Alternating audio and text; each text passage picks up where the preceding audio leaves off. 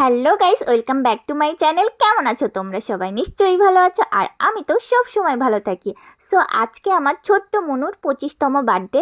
যেহেতু আর মাত্র একটা বছরও আমাদের বাড়িতে থাকবে, তারপরে ওকে বিয়ে দিয়ে বাড়ি থেকে বিদায় করব, তাই ভাবলাম যে ওর বার্থডেটা একটু সেলিব্রেশনই করি। আমাদের সবার আদরের পুচু পুচু বনু বলে কথা। নাও নাও খাও খাও খাতে দাও। তুমি একটা কি নিয়েছো? দাও বাবা দাও দাও, দেবে না, শক্ত করে বলছি। ও বাবা, কি লাগছে।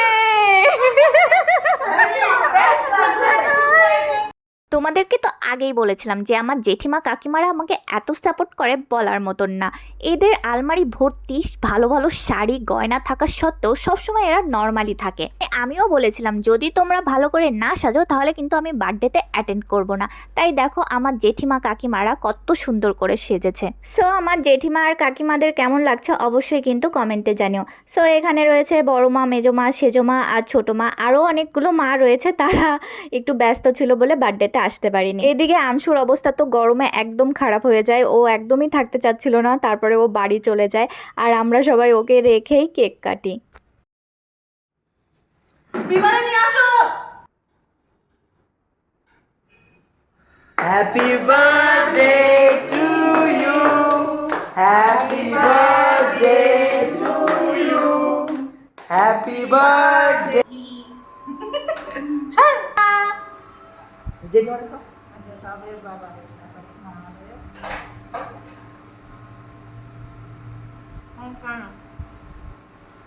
ভালো এটা ভালো, খারাপ না। খাও খাও চিকেন।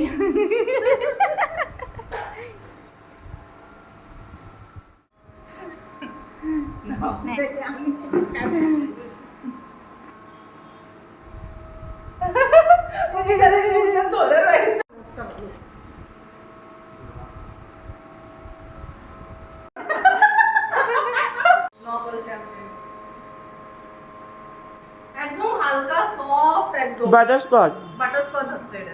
এই কেক খাবে না? হুম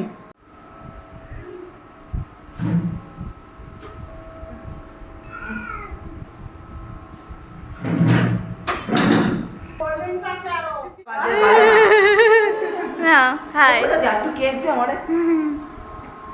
দাঁড়া আবার কর। কাজের কাজ করতেছে। তা কি আর ও তো বসে বসে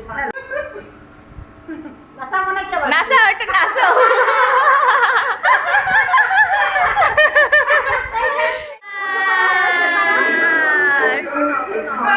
খাওয়া দাওয়া শেষ করার পরে সবাই মিলে খুব নাচানাচি করলাম। যদিও কপিরাইটের ভয়ে সংটা আমার মিউট করে দেয়া লাগছে, বাট সংটা থাকলে বেশি ভালো লাগতো শুনতে।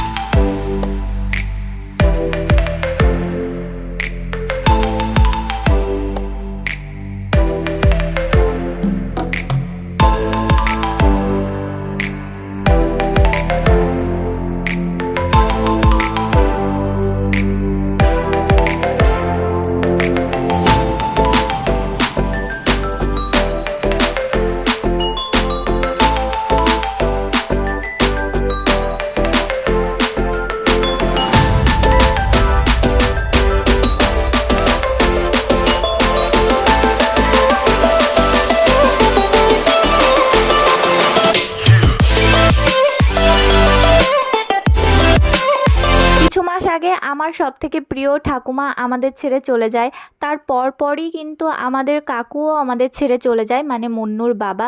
তারপর থেকে আমাদের বাড়ির সবার মন মানসিকতা একটু খারাপ ছিল।